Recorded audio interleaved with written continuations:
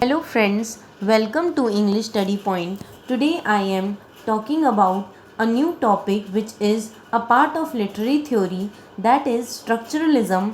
Also I am talking about famous linguist whose name is Ferdinand de Saussure, books written by him and few concepts that are given by him. So let's start. And the structuralists emphasize that everything is based on certain structures. जो structuralist थे वो believe करते थे कि सब कुछ जो है किसी ना किसी स्ट्रक्चर पे बेस्ड है. Structure means anything which follows a pattern, a certain rules. Structure का मीनिंग ये होता है कि किसी का प्रॉपर पैटर्न या फिर कोई particular rule. And now according to them they are universal patterns to everything. जो भी स्ट्रक्चरलिस्ट बिलीव करते थे, जो भी ये रूल्स वगैरह या फिर पैटर्न होते हैं, ये पूरे यूनिवर्सली अप्लाइड होते हैं एंड ये हर किसी में अप्लाइड होते हैं. Universal pattern in human thought and culture. ये जो यूनिवर्सल पैटर्न है ये ह्यूमन थॉट के अंदर और कल्चर के अंदर भी अप्लाई होता है. Things can not be understood in an isolation. Structuralist बोलते हैं कि जो चीज़ें हैं उनको हम एकांत में कभी भी नहीं समझ सकते. They have to be seen in the context of larger structure. उन्हें एक बड़े कॉन्सेप्ट के साथ देखना चाहिए. किसी भी चीज़ को अगर हम देखते हैं तो उन्हें कभी एकांत या फिर आइसोलेशन में नहीं देखकर एक बड़े कॉन्टेक्स्ट के अंदर देखना चाहिए. If we understand structure we understand entire universe. Structuralist बोलते हैं कि अगर हम स्ट्रक्चर्स को अंडरस्टैंड करने लग जाएंगे तब हम धीरे धीरे पूरे यूनिवर्स को समझने लग जाएंगे. एंड उसके बाद वो बोलते हैं they analyze text by examining the underline structure.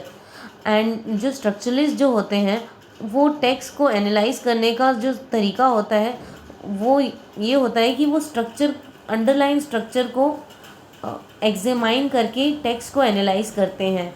जैसे अंडरलाइन स्ट्रक्चर का मतलब हो गया, किसी टेक्स्ट को अगर वो लोग एनालाइज करते हैं तो उसका पहले करेक्टराइजेशन देखेंगे कि उसके अंदर क्या क्या करेक्टर्स प्रेजेंट है और क्या क्या प्लॉट है. So they believe that every text follow universal pattern. ये बिलीव करते हैं कि हर टेक्स्ट का एक यूनिवर्सल पैटर्न है जो कि स्ट्रक्चरलिस्ट का कहना है. And therefore we develop general conclusion about the individual work. And अगर हर एक टेक्स्ट का यूनिवर्सल पैटर्न है तब उनको एनालाइज करके एक जनरल कंक्लूजन को फॉर्म किया जाना चाहिए या डेवलप किया जाना चाहिए about the individual work and from the system in which it has emerged. They believe that every text follow universal pattern and therefore we develop conclusion about the individual work. हमें जो है structures को identify करके, universal pattern के according structures को identify करके जो है जनरल कंक्लूजन फाइंड आउट करना चाहिए हर एक वर्क का, कहाँ से वो इमर्ज हुआ है और किस सिस्टम से वो इमर्ज हुआ है. Only by understanding structures we are able to draw conclusion to the individual work. अगर हम स्ट्रक्चर्स को पहचान लेंगे तब हमारे लिए आसान हो जाएगा conclusions यानी निष्कर्ष निकालना हर एक वर्क का. By understanding structures interpretation of text become a lot easier. अगर हम किसी टेक्स्ट के स्ट्रक्चर को इंटरप्रेट करने लग गए तो टेक्स्ट को जो है एनालाइज करना बहुत ज़्यादा आसान हो जाएगा. We are easily able to grasp meaning within the work. हम बहुत आसान हो जाएगा टेक्स्ट के अंदर से मीनिंग को जो है ग्रास्प करना. In order to understand a text we need to understand a structure. अगर हमें किसी टेक्स्ट को अंडरस्टैंड करना है तो हमें उसके स्ट्रक्चर को भी अंडरस्टैंड करना पड़ेगा, तभी हम किसी टेक्स्ट को अंडरस्टैंड कर पाएंगे. और we can not understand a text derive meaning in isolation.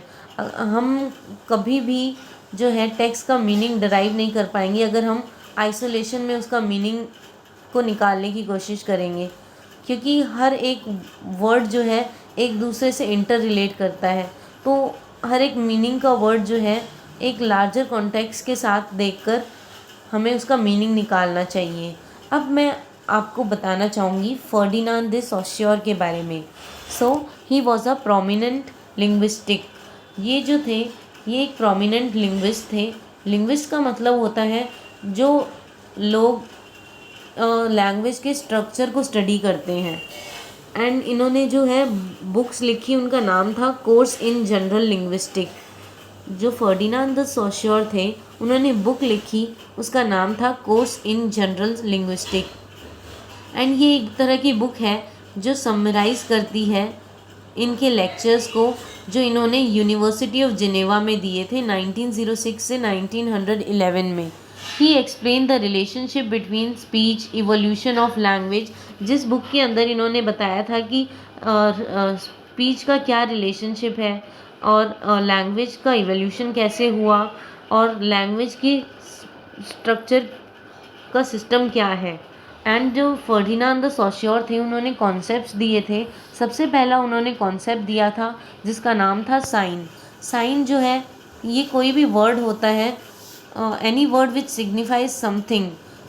Sign वो है मतलब कोई भी वर्ड जिसका कुछ ना कुछ सिग्निफिकेंस हो, उसे साइन बोलते हैं। और जो है साइन के जो है दो पार्ट्स होते हैं, सिग्निफायर और सिग्निफाइड। सिग्निफायर जो होता है वर्ड होता है, सिग्निफाइड जो होता है वो होता है, जैसे मैं आपको बोलती हूँ फॉर एग्ज़ाम्पल, जैसे मैं बोलती हूँ डॉग। डॉग जो है यहाँ पे सिग्निफायर है, ठीक है। और जैसे ही मैंने आपको डॉग बोला और फिर हमारे जो दिमाग में यानी माइंड में मेंटल इमेज फॉर्म होकर आई कि डॉग ऐसा दिखता है, वो सिग्निफाइड हो गया। सिग्निफायर का मतलब है वर्ड, यानी फॉर एग्ज़ाम्पल डॉग। जैसे ही मैं डॉग बोलती हूँ तो हमारे जो माइंड में है मेंटल इमेज क्रिएट होती है डॉग की, वो हो गया सिग्निफाइड। सो इन दोनों को मिला के बनता है sign. So whenever a signifier is said, whenever signifier plus signified, they are together called sign. So the relationship between the word and the concept which emerge in our mind when we say the word is arbitrary. इसका कहने का मतलब ये है कि जब भी हम कोई वर्ड बोलते हैं तो हमारे माइंड में उस वर्ड से रिलेटेड कॉन्सेप्ट फॉर्म होने लग जाता है और जो कि अर्बिट्रेरी होता है, यानी बहुत कन्फ्यूजन होती है क्योंकि एक वर्ड का बहुत सारे मीनिंग्स होते हैं and it mean different things to different people. और उस वर्ड को, एक ही वर्ड को लोग अलग अलग तरह से इंटरप्रेट करते हैं क्योंकि ये जो वर्ड है ये कल्चरली कंस्ट्रक्टेड है। ये जो वर्ड है लोगों ने मिलकर बनाए हैं, इसलिए ये अर्बिट्रेरी है, यानी एम्बिगस है, कंफ्यूज्ड है। सो जैसे मैं आपको बोलती हूँ फ्लावर हैज़, जैसे एग्ज़ाम्पल लेते हैं हम फ्लावर का, तो फ्लावर जो है उस वर्ड के जो है अलग अलग नेम्स है डिफरेंट डिफरेंट लैंग्वेजेस के अंदर, बट जो उसकी क्वालिटी है, जैसे रोज़ हो गया, रोज़ एक फ्लावर है बट रोज़ का नाम अलग अलग लैंग्वेज में अलग है, but the quality and concept of rose remain same in every one's brain. जो क्वालिटी है और कॉन्सेप्ट है रोज़ की वो सबके माइंड में एक जैसी है, भले ही उस फ्लावर का जो नाम है अलग अलग लैंग्वेज में अलग अलग है बट कॉन्सेप्ट सेम है। Every word will assume different meaning according to the structure in which it is part of. और वो बोलते हैं, फर्डिनांड द सोश्योर बोलते हैं कि हर एक वर्ड का अलग अलग मीनिंग होता है, वो डिपेंड करता है कि उस वर्ड का उस पार्ट के अंदर कैसा स्ट्रक्चर है। जैसे मैं एग्जांपल दूंगी कि ग्रीन सिंबलाइज करता है एग्रीकल्चर रेवोल्यूशन के लिए भी, और ग्रीन सिंबलाइज करता है इरिश फ्लैग के लिए, जो W.B. यीट्स की पोएम में मेंशन है। W.B. Yeats, YEATS। Second, no word can be define keeping it separate from its related word. ये बताते हैं कि हम किसी सिंगल वर्ड को डिफ़ाइन नहीं कर सकते, यानी किसी भी वर्ड को हम सेपरेटली डिफ़ाइन नहीं कर सकते क्योंकि हर एक वर्ड जो है वो एक दूसरे से इंटर रिलेटेड है। Every word depends on its synonymous word to get a meaning. ये जो हर एक वर्ड जो है एक दूसरे से डिपेंड करता है to find a meaning. We only understand word by relating to other words. हम वर्ड्स को तभी अंडरस्टैंड कर सकते हैं जब हम एक दूसरे से उस वर्ड को रिलेट करेंगे। All words are tied with comparison and contrast. Ferdinand de Saussure बोलते हैं कि हर एक वर्ड का कंपैरिजन भी है और कॉन्ट्रास्टिंग आइडियाज़ भी फॉर्म होते हैं, जैसे मैन वुमेन हो गया, डे नाइट हो गया, फैट थिन हो गया, हॉट कोल्ड हो गया, ऐसे। सेकंड कॉन्सेप्ट इन्होंने दिया है लांग और पैरोल का। लांग का मतलब होता है रूल, एक particular rule. It is a system of grammar. Langue जो है ये ग्रामर का सिस्टम है। ग्रामर मतलब स्पेलिंग, सिंटैक्स या पंचुएशन का ध्यान रखना। और जो पैरोल है it is the actual usage of language. ये जो पैरोल होती है, ये दोनों लैंग और पैरोल है, ये जो लैंग्वेज की टू टाइप्स है। और जो पैरोल है इसका मतलब है कि हम डेली लाइफ में लैंग्वेज को किस तरह से यूज़ कर रहे हैं, how individual people use language in everyday life, तो इसे हम बोलते हैं पैरोल। सो मैं आपको एक एग्जांपल देना चाहूँगी। On the basis of rules of chess we play actual game using those rules. कि एक चेस का गेम होता है जिसमें रूल्स होते हैं, उन रूल्स को हम बोलते हैं लांग।